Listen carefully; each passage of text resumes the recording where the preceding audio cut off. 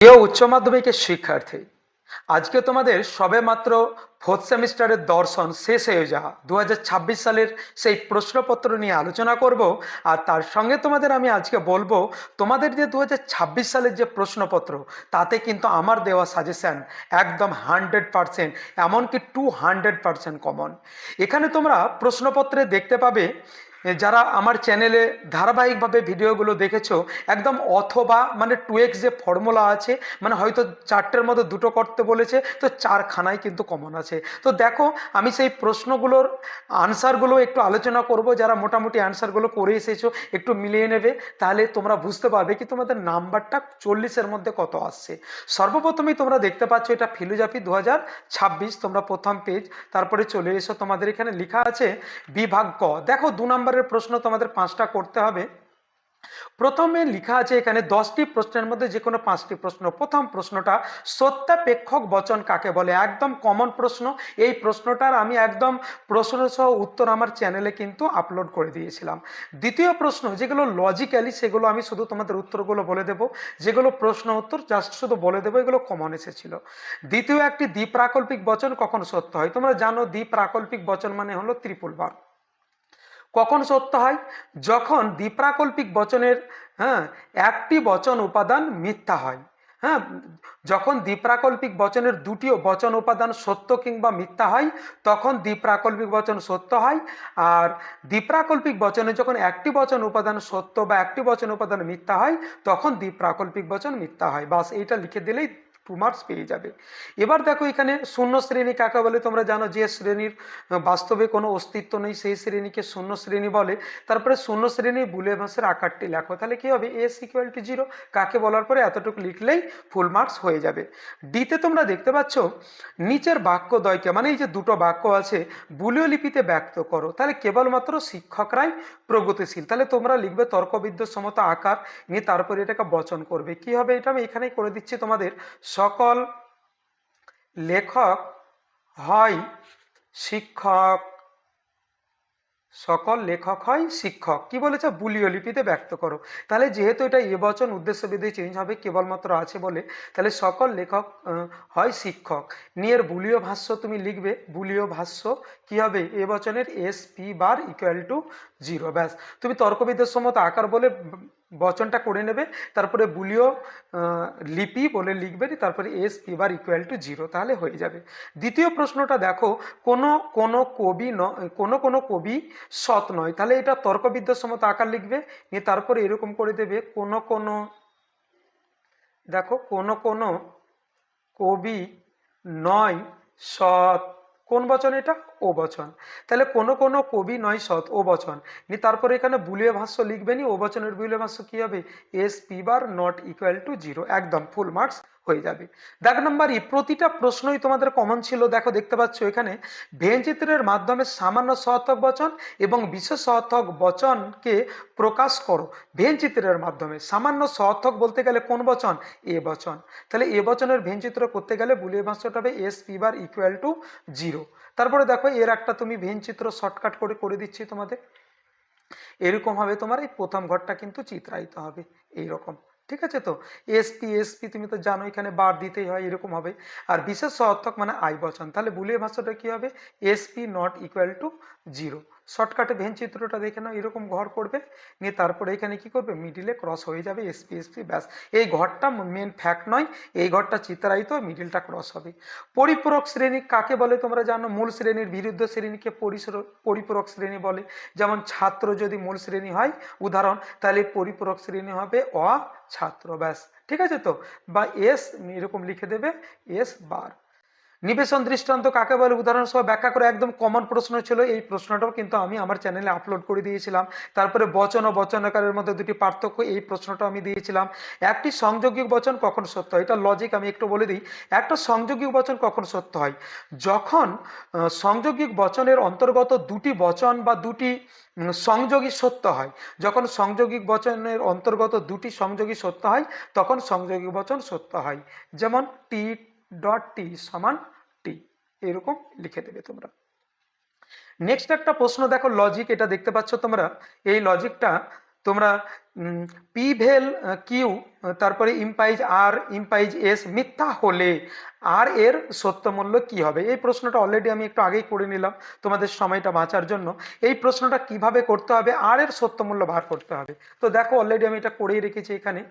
তোমাদের প্রশ্নটা এরকম করতে হবে, পি, এই যে আমি মূল প্রশ্নটা এখানে লিখে রেখেছি, তোমরা দেখতে পাচ্ছ মূল প্রশ্নটা এখানে লেখাই আছে, তোমরা দেখতে পাচ্ছ মূল প্রশ্নটা এখানে আছে, পি ভেল মানে কিউ। তাহলে উত্তরটা কি বলেছে এখানে? মিথ্যা। তাহলে এই যে পি ভেল ফার্স্ট ব্র্যাকেটের মধ্যে ইম্পাইজ আর ইম্পাইজ এস, এই পুরো প্রশ্নের উত্তরটা কিন্তু মিথ্যা। এইটা মিথ্যা করতে গেলে তুমি নিশ্চয়ই বুঝতে পারছো এই ব্যাপার, এই ইম্পাইজের আগের যে ফার্স্ট ব্র্যাকেট আছে এটাকে টি করতে হবে, আর পরে যেটা আছে সেটা এফ করতে হবে, কেননা ইম্পাইজের ক্ষেত্রে টিতে এফ এ এফ। ওই জন্য আমি এখানে লিখলাম পি ভেল কিউ, দেখতে পাচ্ছ পি ভেল কিউ, আর একটা দাগ দিয়ে এখানে আর ইমপ্লাইজ এস নিয়ে তারপরে কি লিখলাম এখানে, এটাকে কি করতে হবে তোমার? টি করতে হবে। তাহলে এখানে আমি টি লিখলাম, আর এটা কি করতে হবে? এফ, এফ করলাম। এবার তোমাকে জানতে চেয়েছে আর এর সত্য মূল্য কি হবে। তাহলে আমি পি ভ্যাল কিউ লিখবো না, আর এর, তুমি যদি সত্য মূল্য জানতে চাও তাহলে আর এর সঙ্গে এস যুক্ত আছে, দুটোকেই নিতে হবে আলাদা করে, আর আর এস। হ্যাঁ, নিয়ে নিলাম আমি। এবার দেখো এই জায়গা থেকে তুমি উত্তরটা পেয়ে যাবে। হ্যাঁ, তাহলে আর ইমপ্লাইজ এস, তাহলে আর ইমপ্লাইজ এস মানে কি বলতো? আর ইমপ্লাইজ এস, তাহলে এফ হয়েছে, তাহলে এফ কখন হয়? টিতে এফ এ, তার মানে নিশ্চয়ই এটা টি হবে, এটা এফ হবে। তাহলে মূল উত্তর কিন্তু এইটা। কোনটা? আর এর সত্য মূল্য নির্ণয় করো, এই মানে উত্তরটা। তাহলে তুমি কি লিখবে? এই নিচে লিখবে অতএব এই বচন আকারটি মিথ্যা হলে আর এর সত্য মূল্য হবে সত্য। বাস, এতটা করলেই তুমি একদম ফুল মার্কস পেয়ে যাবে। এরপরে বাকি আরো প্রশ্ন আছে, পাতা দেখো আমি উল্টাচ্ছি। এখানে বিভাগ গ তোমাদের শুরু হয়ে যাচ্ছে। এখানে 2 মার্কের তোমাদের হয়ে গেল, এবার 3 মার্ক বা 3 মার্কের প্রশ্ন তোমরা দেখতে পাচ্ছ। প্রথমে একটা প্রশ্ন আছে, দেখতে পাচ্ছ এখানে প্রশ্নপত্রে, এটা আমি আগের দিনে আলোচনা করেছিলাম। এই প্রশ্নগুলো একদম কোনো প্রশ্নই আনকমন নয়, একদম প্রতিটা প্রশ্ন আমি তোমাদের ধারাবাহিকভাবে আলোচনা করেছি। আর এই ব্যাপারগুলো আমি আগে মানে আগের দিন মানে আগামীকালও আমি কিন্তু এগুলো তোমাদের একটু স্মরণ করিয়ে দিয়েছিলাম। সত্য সারণীর সাহায্যে নিম্নলিখিত বচনটি শতসত্য শতমিথ্যা না আপতিক তা নির্ণয় করো। তাহলে এটা শতসত্য শতমিথ্যা না আপতিক কিভাবে তুমি নির্ণয় করবে? অতি অবশ্যই সত্য সারণীর সাহায্যে। এই উত্তরটাও দেখো আমি এখানে রেডি করে নিয়েছি। দেখো এই যে মূল প্রশ্নটা আমি এখানে আগে টুকে নিয়েছি, মূল প্রশ্নটা দেখো এখানে টুকে নিয়েছি। তারপরে দেখো পুরো তোমার কাজ কি, পুরো যত গ্রাহক আছে তোমাকে নিয়ে নিতে হবে। তাহলে পি কিউ, তারপরে নট থাকলে নিয়ে নেবো, কোনো গ্রাহকের আগে নট নিয়ে নিয়েছি। তারপরে first bracket P dot not Q, তারপরে আরও একটা ফার্স্ট ব্র্যাকেট আছে আমি নিই নি, তোমাদের সুবিধা হবে হ্যাঁ এই নটটার কাজ করে নিতে, কেননা ফাইনালি আমাদেরকে ভেলের কাজ করতে হবে। তাহলে এই দুটোতে হাত দিয়ে আমাদের সুবিধা হবে আঙুল দিয়ে কাজ করতে, ওই জন্য নটের কাজটা আমি এখানে করে নিলাম। তারপরে এইটা করে নিলাম, তারপরে কিন্তু এই পুরো প্রতীকের কাজটা আমি করে নিলাম। তারপরে দেখো টি টি এফ এফ, দুটো গ্রাহক হলে 4টে সারি হয়। পরেরটাতে টি এফ, তোমরা জানো টিতে এখানে কিউ এর বিপরীত হবে F T, P dot not Q এর কাজ হবে এই দুটো। টিতে এফ এ কি হবে? এফ, তারপরে টিতে T, T F F F, F F. হ্যাঁ, ডটের ক্ষেত্রে এখানে কি হবে? এই যে সারিটা হয়েছে তার বিপরীত হবে এখানে নটের, কেননা এই ব্যাপারটা কিন্তু একই আছে। তাহলে এফ আছে টি হবে, টি আছে এফ হবে, এফ আছে টি হবে, এফ আছে টি হবে। এবার এখানে কিউ ইম্প্লাইজ, আমি আগের দিনই সতর্ক করে দিয়েছিলাম এখানে কিউটা আগে আছে, তাহলে এইখান থেকে এটা পরে কিউ আছে, মানে এই তালা কিন্তু তোমাদের যাবে। তাহলে টিতে টি, এফ এ টিতেও টি, টিতে এফ এফ দেখতে পাচ্ছ তোমরা, তারপরে এফ এ টি। লাস্টের বেলায় কিন্তু কাজ করতে হবে ভেলের, ওই জন্য আমি কাজটা করে নিয়েছি কত সুবিধা দেখো। নট মানে এই সারিটা, এইখানে মানে এইটা, আর কিউ ইমপ্লাইজ পি মানে এইটা। টিতে তোমরা ভেলের ক্ষেত্রে টি, এফ এ টিতেও টি, টিতে এফ এ টি, টিতে টি ইমপ্লাইজ টি। তাহলে লাস্টের যে সারিটা সেই কটা সব কয়টাই কি হয়ে গেল? সত্য হয়ে গেল। তাহলে নিঃসন্দেহে এটা কি হচ্ছে? সত্য। তাহলে তুমি কি লিখবে? আলোচ্য বচনাকারটির লিখবে ফলস্তম্ভের সবকটি সারি সত্য হওয়াই বচনাকারটি সত্য। ক্লিয়ার? তারপরে বিটা দেখে নাও তোমরা, এখানে বিতে কি লেখা আছে তোমাদের? বিতে লেখা আছে যদি এ ও বি সত্য হয়, এক্স ও ওয়াই মিথ্যা হয় এবং কিউ এর সত্য মূল্য অজ্ঞাত মানে জানা নেই, তাহলে নিচের বচনটির সত্য মূল্য কি হবে? এটা একদম আমি আগে ক্লাসে আমি আলোচনা করে দিয়েছিলাম তোমাদের। এই যে মূল প্রশ্নটা, এখানে কিন্তু এই কিউ এর সত্য মূল্য জানা নেই, কিন্তু এ আর ওয়াই এর জানা আছে। এটাকে কিন্তু দুবার করতে হবে। দেখো অলরেডি আমি করেই নিয়েছি এখানে। তোমরা দেখতে পাচ্ছ এই মূল প্রশ্ন, যখন কিউ এর সত্য মূল্য জানা থাকবে না তখন এখানে ডান দিকে তুমি নিশ্চয়ই লিখে নিয়েছো, আমি অলরেডি আগেও আলোচনা করেছিলাম, কিউকে একবার সত্য এবং একবার মিথ্যা ধরে, ফার্স্ট টাইম আমি সত্য ধরে নেব। দেখতে পাচ্ছ কিউ সত্য, ইমপ্লাইজ নট নট সত্য আমি ধরে নিলাম, ইমপ্লাইজ এর মান দেখতে পাচ্ছ দেওয়াই ছিল, এর মানটা কিন্তু এখানে দেওয়াই আছে, এ বি সত্য, এক্স ওয়াই মিথ্যা, তাহলে এ আমি সত্য, ইমপ্লাইজ ওয়াই মানে মিথ্যা, নট বাস হয়ে গেল।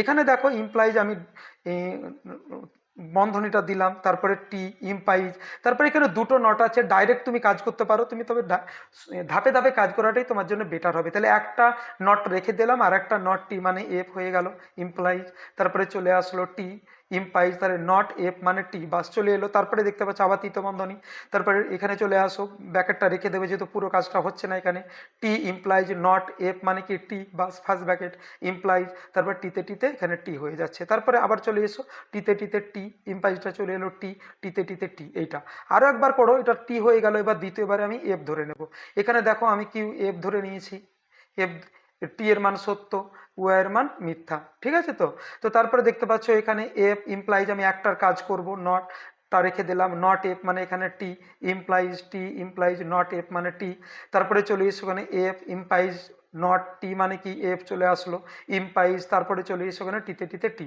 তারপরে এফ এফ এর ইমপ্লাইজের ক্ষেত্রে টি ইমপ্লাইজ চলে আসলো টি, টিতে টিতে টি, দুটোর উত্তর একদম সেম। তাহলে এখানে তোমরা কি লিখে নেবে, তাহলে লিখতে হবে এখানে তোমার এই যে বচন আকারটা সত্যমূল্য সত্য, যেহেতু দুটোই উত্তর তোমাদের কি হয়েছে সত্য।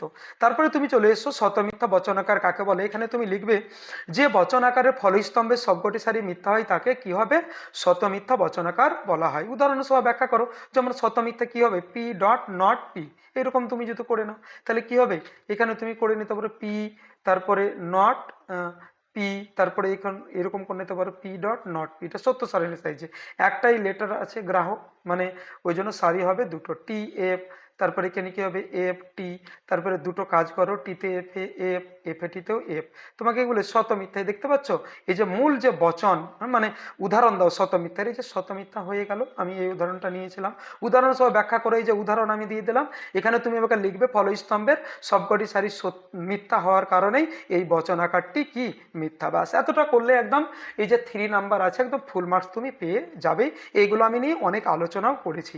এরপরে ডির দাগে তুমি চলে এসো, ডির দাগে তুমি দেখতে পাচ্ছ এখানে কি নিম্নলিখিত বাক্যগুলিকে বুলীয় লিপিতে প্রকাশ করে ভেন চিত্রে প্রকাশ করো। হ্যাঁ, দেখো প্রথম প্রশ্ন মৎস্যকন্যা নিয়ে, এটা যে কত কমন প্রশ্ন ছিল, মৎস্যকন্যা নিয়ে এটাকে কি করতে হবে, আগে তুমি লিখবে তর্কবিদ্যাসম্মত আকার নিয়ে, তারপরে এখানে তুমি লিখবে হ্যাঁ কোনো কোনো, দেখো আমি এখানেই করে দিচ্ছি, কোনো কোনো মৎস্য কন্যা হয় অস্তিত্বশীল, কোনো কোনো মৎস্যকন্যা হয় অস্তিত্বশীল, কোন বচন, আই বচন, ক্লিয়ার। তারপরে বুলিয়ে ভাষ্য করো, আই বচনের বুলিয়ে ভাষ্যটা কি হবে, এসপি নট ইকাল টু 0 নিয়ে ভেন চিত্র করে নেবে, তাহলে কি হবে ভেন চিত্র, মিডিলটাতে ক্রস হবে, বাকি ব্যাপারটা নিশ্চয়ই তোমরা জানো। হ্যাঁ, এসপি এসপি এরকম করে দিতে হবে, হ্যাঁ বার দিয়ে দিতে হবে, এটা এসের মাথাতে পি, তারপরে এখানে এসপি এখানে পির মাথাতে বার নিয়ে মিডিলে ক্রস হয়ে গেলে ফুল মার্কস। সব গণিতজ্ঞ হন বৈজ্ঞানিক, এটা কি হবে তোমার বুলি তর্কবিদ্যাসম্মত আকার নিয়ে, তারপরে এখানে কি হবে সকল, দেখো এখানে সকল গণিতজ্ঞ গণিতজ্ঞ হস্য এটা দেওয়ার দরকার নেই, হন বৈজ্ঞানিক, বৈজ্ঞানিক কোন বচন, এ বচন, ঠিক আছে। তো এ বচনের বুলিয়ে ভাষ্য, এখানে বুলিয়ে ভাষ্য লিখবে S P bar equal to 0 নিয়ে তারপরে তুমি এখানে ভেন চিত্রটাই করে নেবে, ঠিক আছে। তো কিভাবে এরকম ভাবে হয়ে গেল, এস পি এসপি এসপি প্রতিটা করে এখানে এস এর মাথাতে বার এখানে পির মাথাতে বার, তাহলে এস পি বার মানে প্রথম ঘরটা চিত্রায়িত, যেহেতু এরকম হয়েছে একদম ফুল মার্কস তুমি পেয়ে যাচ্ছ, যেহেতু দুটো আছে দুটো মিলেই 3 নাম্বার। এরপরে তুমি চলে এসো, মোটামুটি এটা ক বিভাগ হয়ে গেল। এবার দেখতে পাচ্ছ ওখানে 3 নাম্বারের প্রশ্ন, এবার ইউনিট 2 থেকে এই প্রশ্নগুলো আছে, এতক্ষণ ধরে যে আলোচনা করলে এগুলো তোমার মোটামুটি ছিল ইউনিট 1 থেকে। হ্যাঁ, এবার চলে আসো এখানে প্রথম প্রশ্ন তোমরা দেখতে পাচ্ছ, এটা 100% কমন প্রশ্ন ছিল। গান্ধীজির সর্বোদয় সম্পর্কে অভিমত ব্যাখ্যা করা একদম 100% কমন প্রশ্ন ছিল। রবীন্দ্রনাথের দৃষ্টিতে বিশ্ব মানবতাবাদ, এখানে 4টি প্রশ্নের মধ্যে যে কোনো দুটি, 4টি প্রশ্নই কিন্তু কমন। বিবেকানন্দকে অনুসরণ করে সকাম কর্ম নিষ্কাম কর্মের মধ্যে পার্থক্য আলোচনা করো এবং স্বামীজির দর্শনে কর্মযোগ শব্দটি ব্যাখ্যা করো। একদম ব্যাক টু ব্যাক প্রতিটা কোশ্চেন কিন্তু তোমাদের একদম কমন ছিল। ঠিক আছে, তো এবার বিভাগ গ তোমরা চলে এসো। বিভাগ গতে আমি তোমাদের বলেছিলাম এটা ইউনিট 1 থেকে, ইউনিট 1 এর মধ্যে আরও যুক্তি বিজ্ঞান থেকে বলেছিলাম তোমাদের পরীক্ষাতে পড়বেই কিন্তু 3টে অধ্যায়ের মধ্যে একদম মিলের পরীক্ষামূলক পদ্ধতি। আর আমি তোমাদের অলরেডি দেখবে আমি বলে দিয়েছিলাম একটা 6 নম্বরের প্রশ্নের জন্য যথেষ্ট, সেটা আমি এই প্রশ্নটা বলেছিলাম। উপমা যুক্তি কাকে বলে? উপমা উদাহরণ সহ ভালো উপমা মন্দ উপমা, একদম এটা একদম আর 100% দেওয়া ছিল। আর এইগুলোও কিন্তু 100% দেওয়া ছিল। কিন্তু এই দুটো প্রশ্ন একদম দুটোই কমন, দুটোর মধ্যে যে কোনো একটা বলেছে। একদম তোমরা যদি ঠিকঠাক করে ঝিলে চ্যালেঞ্জে পড়ে ভালো করে, আমার তো মনে হয় 40-এ 40 পেতে তোমাদের বিন্দু মাত্র বাধা আসবে না। হ্যাঁ, একদম যেভাবে সাজেশন এসছে তোমাদের একদম দুটো প্রশ্নই কমন এসেছে একদম। এটা তো আমি উত্তরও তোমাদের বলে দিয়েছিলাম, বিস্তারিত আলোচনা করেছিলাম সাজেশনে। লাস্টে আর একটা প্রশ্ন তোমরা এখানে দেখতে পাচ্ছ। এখানে এই প্রশ্নটা এখানে 6 মার্কেরই হবে প্রশ্নটা, 6 মার্কের। এটা ইউনিট 2 থেকে 4টি প্রশ্নের মধ্যে যে কোনো 2টি প্রশ্নের উত্তর দাও। একদম কমন প্রশ্ন। গান্ধীজির মতো অহিংসার মাধ্যমে কিভাবে স্বরাজ লাভ করা যায়? রবীন্দ্রনাথের মানবতাবাদের 100% দিয়েছিলাম এটা। বিবেকানন্দের ব্যবহারিক বেদান্তের প্রত্যয়টি, এইটাও 100% ছিল। রবীন্দ্রনাথের সাহিত্যকর্মে কিভাবে মানবতাবাদের প্রতিফলন ঘটেছে, এই প্রশ্নটাও কিন্তু 100% ছিল, কিন্তু একটু ঘুরিয়ে দিয়েছি, কিন্তু যেখান থেকে আমি দিয়েছি সেগুলোই কিন্তু উত্তর করা যাবে। অতএব প্রিয় স্টুডেন্ট, মোটামুটি আমি যা আলোচনা করলাম তাতে কিন্তু 100%ই তোমাদের কমন। তার মানে 40-এ 40 পেতে তোমাদের কোনো দ্বিধা নেই। তাহলে প্রিয় স্টুডেন্ট, মোটামুটি আমার আলোচনা এই প্রশ্নপত্র এবং তার সঙ্গে কিছু উত্তর আমি তোমাদের করে দেখালাম। মোটামুটি যেহেতু ঠিক হয়ে গেছে, ভালো একটা রেজাল্ট হবে। আর আমি চাই তোমরা ভালো একটা রেজাল্ট করে পাস আউট হও উচ্চ মাধ্যমিকে এবং নিজেরও পরিবারের মুখ উজ্জ্বল করো। তো মোটামুটি ভালো থাকো, সুস্থ থাকো। দেখা হচ্ছে তোমাদের নতুন কিছু আপডেট নিয়ে আগামী ভিডিওতে।